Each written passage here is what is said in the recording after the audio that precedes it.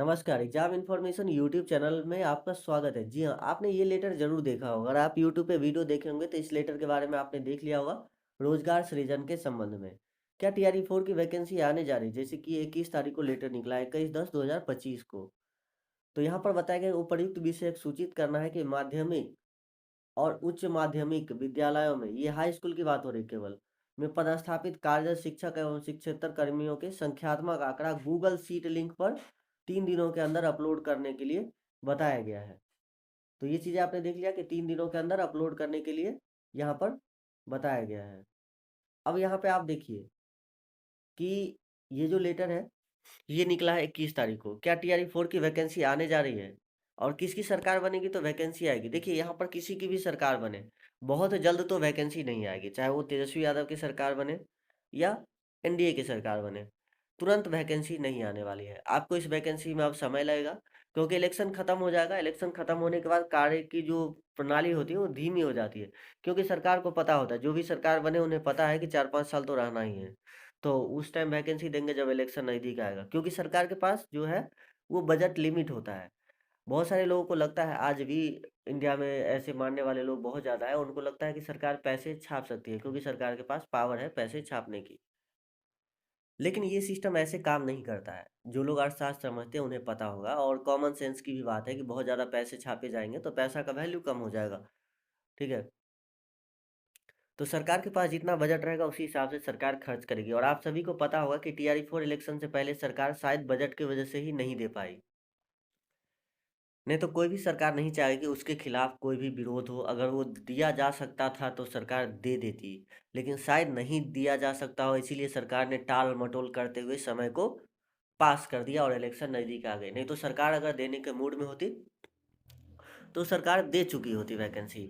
तो सरकार देने की स्थिति में नहीं थी। जी हाँ, आप लोगों को लगता होगा सरकार ने दिया नहीं, लेकिन ऐसा भी हो सकता है कि सरकार देने की स्थिति में ही ना हो।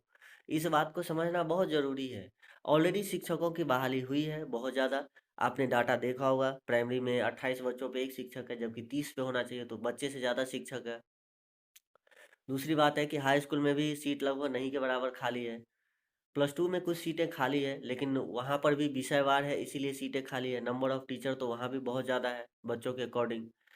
तो ये सब देखने वाली बात हो गई कि आने वाले समय में कोई भी सरकार बनेगी तो शायद आपको लाखों में वैकेंसी देखने को ना मिले। जी हाँ, मैं सही बता रहा हूँ, लाखों में वैकेंसी देखने को ना मिले, और बहुत जल्द भी वैकेंसी नहीं आने वाली है।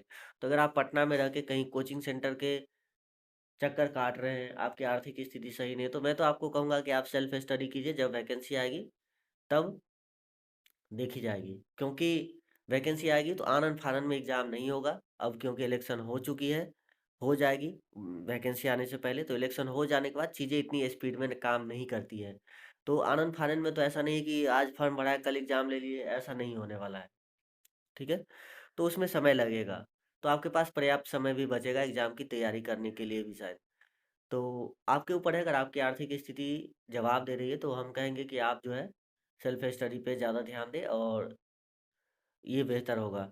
क्योंकि ऐसा आपको बहुत सारे यूट्यूब चैनल जो लोग कोर्स बेचते हैं, उस पे आपको बताया गया होगा कि वैकेंसी दिसंबर में आ जाएगी, तो जनवरी तक आपका एग्ज़ाम हो जाएगा। वैकेंसी दिसंबर में नहीं आने वाली है, ना ही जनवरी तक आपका एग्ज़ाम होगा। हाँ, उसमें समय लगेगा, हो सकता है 1 साल का लगे, या हो सकता है कि आपको 4 साल का भी समय लग जाए। डायरेक्ट वैकेंसी आपको 2028 या 29 में देखने को मिले, ऐसा भी हो सकता है। आप लोग क्या सोचते हैं इसके बारे में? नीचे हमें कमेंट करके बताइए। और दूसरी बात ये है कि सरकार किसी की भी बने, देखिए बजट उतना ही रहता है, तो सरकार को मैनेज करना पड़ेगा कि अगर हम वैकेंसी देते हैं तो कहाँ से पैसा काटेंगे।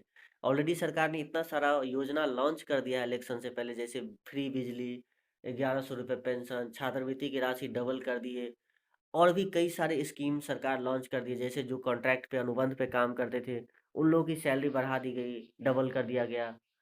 इस तरह से बहुत सारे लोगों की सैलरी डबल कर दी गई है जो अनुबंध कॉन्ट्रैक्ट बेसिस पे काम करते थे। तो सरकार के पास इन सब चीज़ों का भी दबाव सरकार के ऊपर पड़ने वाला है। तो देखने वाली बात है कि आने वाली जो सरकार होती है वो फाइनेंस को कैसे मैनेज करती है। ऐसा नहीं कि कोई भी सरकार आएगी तो बिहार में अचानक से राजस्व का बाढ़ आ जाएगा, 1 लाख करोड़ की वृद्धि हो जाएगी बजट में, ऐसा नहीं होने वाला है। बहुत नज़दीक तो ऐसा नहीं दिख रहा है। तो मिलते हैं आप लोगों से नेक्स्ट वीडियो में। हाँ, तैयारी करते रहिए और लेकिन हाँ, अगर आपकी आर्थिक स्थिति उतनी अच्छी नहीं है तो कोचिंग सेंटर के झांसे में ना आकर के सेल्फ स्टडी कीजिए, ज़्यादा बेहतर होगा।